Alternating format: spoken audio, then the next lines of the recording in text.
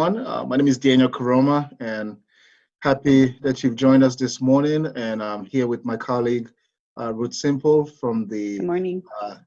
The Department of Finance. the Department of Finance, and she's the Economic Development Manager, one of the reviewers also that are going through the applications. So if you're here this morning, that means you may have applied, or you want to know more about the Montgomery County Health Emergency Grant Program. So I'm just going to give you a high level overview of the program, and then we'll go into updates, and then from there, open it up for question and answers. So the program was set up by the county government, and the amount is $20 million that's in the program to assist our nonprofit and for-profit businesses. Sole proprietors are also eligible to apply. And the goal for the program is that nonprofit and for-profit businesses in the legislation could be reimbursed for a significant loss in revenues, which we are defining significant loss to be 50% or greater. And the nonprofit or for-profit business could get up to $75,000 if that's the maximum amount. In addition to the maximum $75,000, there's an additional for nonprofit and for-profit businesses that are eligible. They could also apply for a $2,500 telework grant, and that's for hardware or software. And to apply for that, you just need to attach either an invoice showing that you've purchased telework hardware, which could be a computer, or software, which could be, again, any any software that enables your business to work remotely.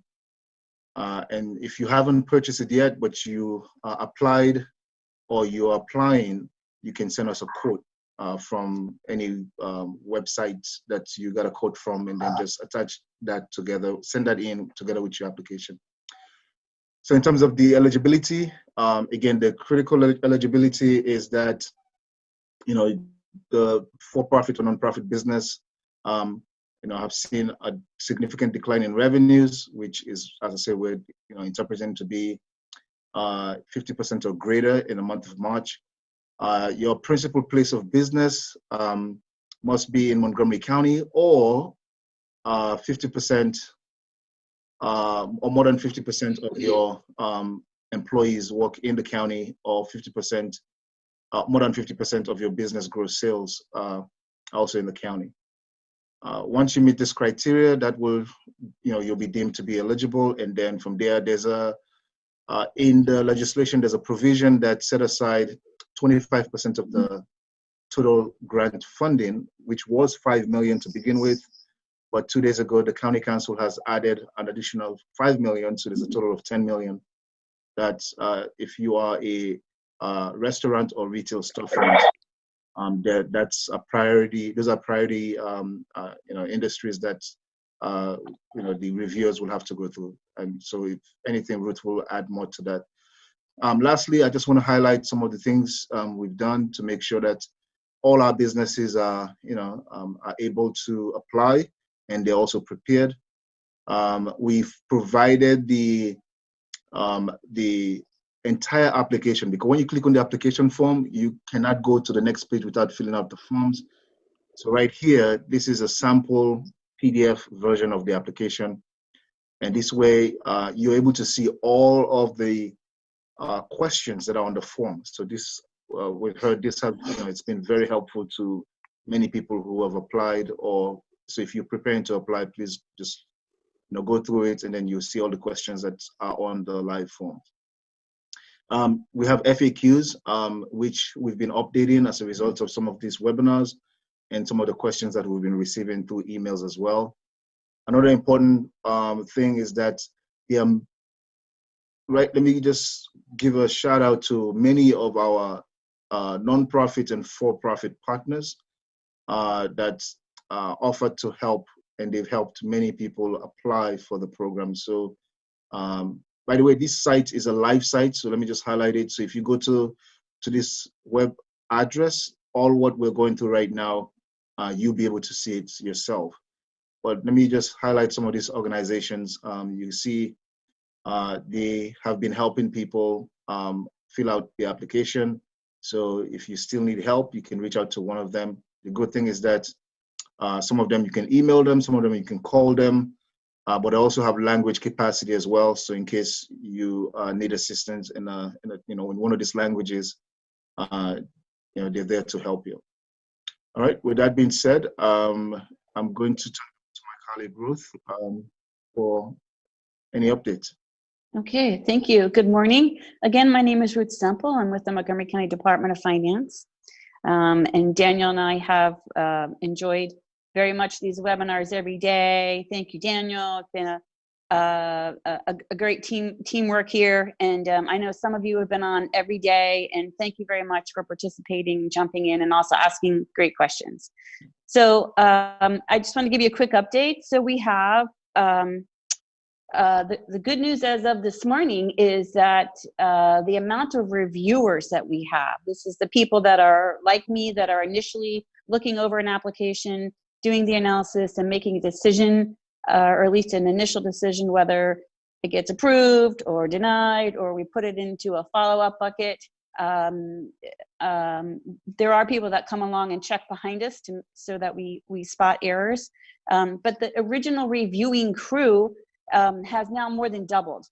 So we have more than doubled our capacity to review applications quickly. We did this because we were finding that many applications just needed a lot of follow-up, which slows things down. So we have more than doubled our reviewing capacity. So hopefully we will be able to get through them faster than we have.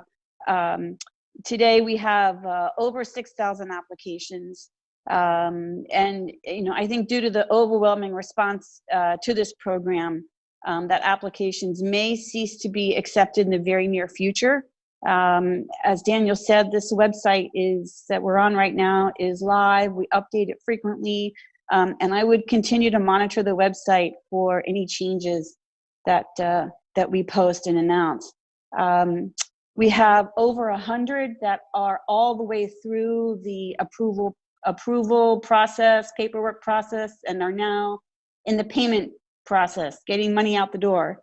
So that's happening right now as we speak for over 100 applicants. So I think that's good. I hope we'll get some folks who will get some money this week or maybe next week. So things are moving through the pipeline. And I think that's all I have for an update. We should probably go right to Q&A since we have a small group this morning and see what's on everybody's mind. Absolutely. All right. So we usually say for people to type in their questions, but since we have some time, if you have any questions, please unmute yourself and go ahead and ask. Good morning. This is Marilyn. Hi, Marilyn. I don't know what I'm gonna do with myself next week at 9 a.m. Yeah, I know. You're gonna miss us. That's it. I'm gonna miss you. Yeah. So applications may close soon. Understand that. Any more discussion about April losses? Yeah, I should have addressed that right up front. Thanks for bringing that up, Marilyn. So, of course, there's lots of discussion about April, May, June, about what are we doing about future losses, because the grant program addresses specifically, the law requires that we address historical losses. So we're looking at March losses, but we're getting lots of questions and lots of concerns. It's a daily cry for help for April, May, and June that we know is coming. And there's lots of discussion, but I don't think we have any clarity. No. And we're gonna need guidance from our county council and county executive on what we're gonna do about April. Yeah. And I realize that the month of April will be closing soon, but we just don't have any clarification that we can provide. So as of today, I processed a couple applications this morning already, and we are still looking at March only.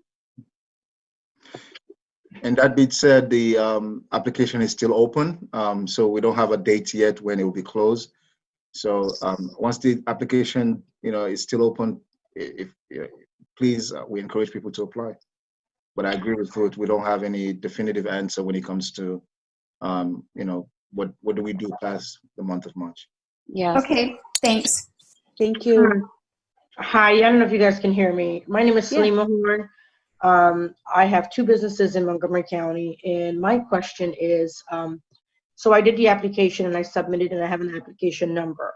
The turnaround process, I understand it's man-made and people are going through it, but what would be the next step? How do you know if there's more documents that you need? How long is the turnaround process for a response? Yeah. I would tell you that if a reviewer is going through their application file, and there's something that's missing, or we need some additional clarification to make as clear of a decision as we can, we'll reach out to you. You'll hear from a reviewer. Okay. And all of us are starting our emails in the subject line. There's the application number and the name, and we need follow-up. So hopefully it will get your attention. And then you can get back to us with what we need, or we're trying to understand, or whatever the situation is we're trying to clarify. We are also having situations where people know they didn't get all their documents in, or they've made a mistake that is a critical mistake that's critical to whether they will be approved or not. So there is an email address on our website here that you can use to send us a document, and we have the ability to upload it into your file if you don't want to wait for someone like me to reach back to you and collect it. But generally reviewers will get back to you if need be. If we don't need to get back to you, we have enough information, we can make a decision quickly and concretely. Then it goes on for a double check review, and then you will get a notification that you've been approved. It'll be emailed, you get a notification that you've been approved, and you will be given a grant agreement, which is it's a letter agreement, so we think it's fairly user friendly, and we're going to ask you to sign that and send that back to us. And then after that comes back, then it goes over to payment processors, and this is the team that will actually get the payment to you. So if you are already a registered vendor of the county, like you've had county contracts, or you are already registered in the county's vendor system, the payment can go out fairly quickly. Okay. If you are not already a registered county vendor, and many small businesses aren't, we will walk you through the registration process so that you can be registered as a vendor, which is required for IRS purposes and accounting purposes.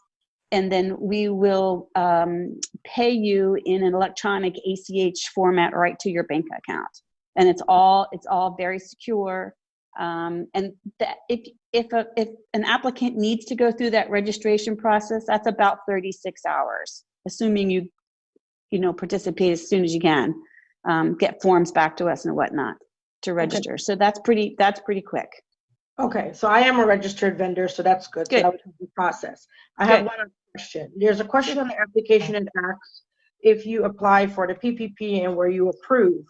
If the time that you submitted your application, which was April 17, at that time you had not been approved, but after that you become approved, how do you go back and correct that question?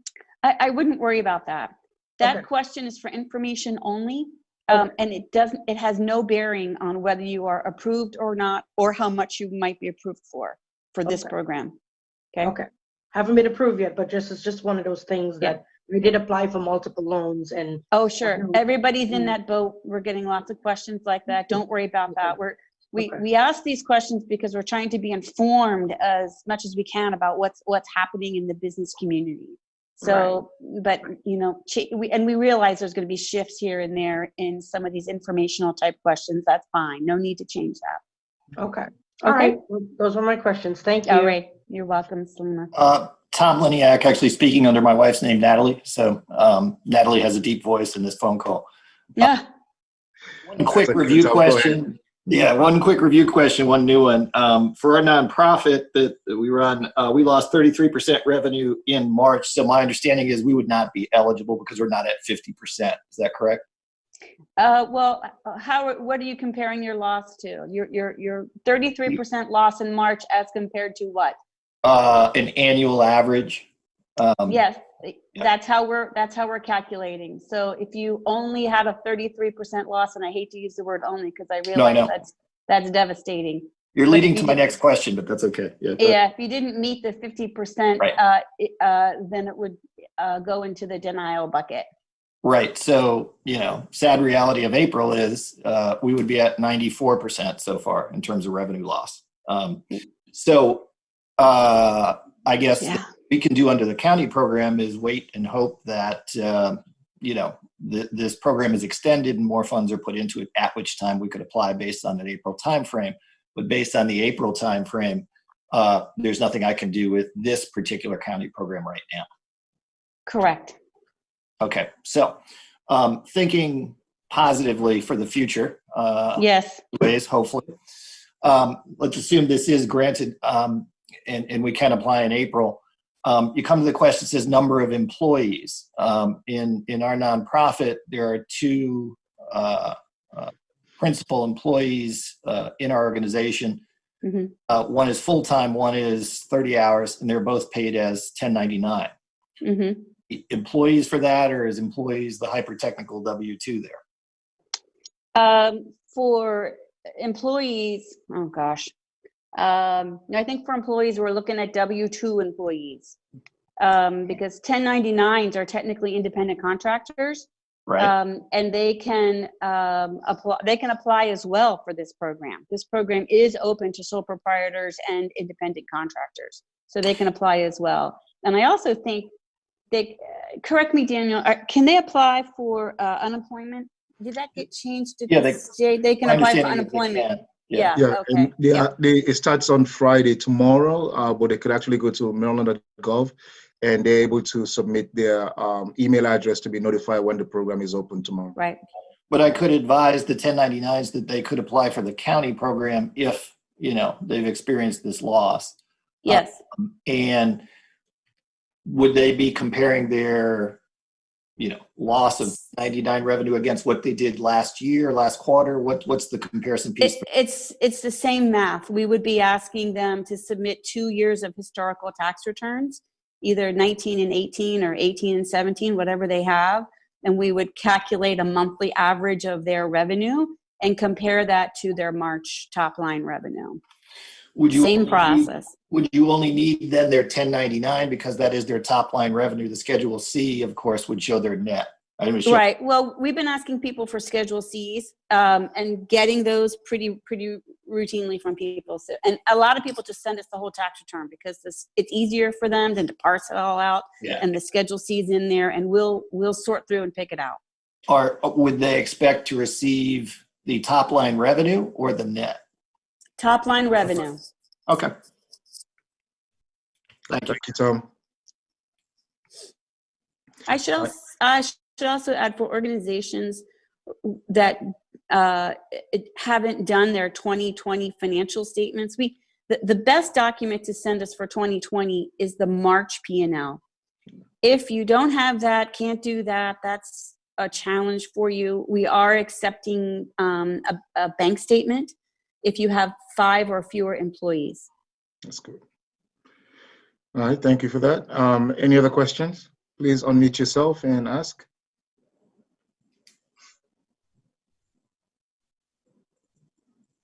Okay, and as Ruth indicated earlier, so if you do have questions or anything, you can send us an email to the bizinfo COVID-19 at montgomerycountymd.gov. I just highlighted the email address, and we've also added capacity, to respond as well. So, which means you'll be able to hear from us. There's a group of us who have access. Then we've just added. We've also done that capacity as well. Right. We're able to respond as soon as possible. Right. Have you worked in that email box, Daniel? Are we fairly? It's an ongoing process. Are we fairly current? We're almost current. Almost current. Okay. Yes. So because we were receiving so many emails and so with the capacity we have now, I believe will be current by the end of today. Okay. Oh, that's good. Okay. Yeah, because All the new right. also the new inquiry that's coming in is around status, and Uh-huh. so we're trying to make sure we let people know that, hey, you guys are doing all you can and working over the weekends to ensure that we are able to catch up. Okay. For folks to hear from us here. All right. That's good. Yeah. All right. Any other question? Thank you. Okay.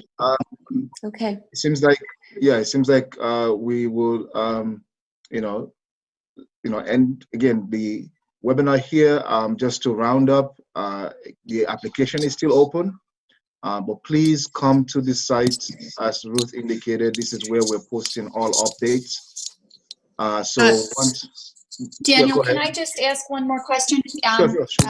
When the site closes, will you send an email to the partners? Yes, I will.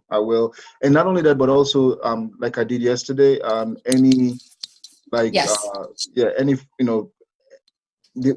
we're getting, from the county, I want to make sure that we update you as well and provide guidance, so that we're all on the same page. So if we start to see like multiple questions coming in that are of the same type, and we build in, an answer for that specific question, I want to share that with all our business resource partners, our chamber partners, and organizations that are helping us. So you'll get an email from me as soon as we get, clarity on multiple things. You'll hear from me. Thank you. You're welcome. Ruth, any last? I just want to say thank you for everybody for participating. Take good care of yourselves. Stay well, and I am off to do some more reviews. By the way, quickly, I just wanted to also say, so the PPP program, I know it's going through the House, but there's a bank. I heard Bank of America is already taking applications. So I have some folks who are there. They've given me a heads up that if you go to their website now, not an in-person application, they said people can go online. So if you already have your financials in place, I encourage you, again, as we said earlier, we want you to apply for multiple programs. If you have not applied for the PPP program, please go to any of the banks that you have relationships with, or if you don't have a relationship with Bank of America, they're saying they're accepting applications online. With that being said, thank you, everyone, and have a wonderful day, and we'll end the webinar here. Okay. Stay safe. Bye-bye.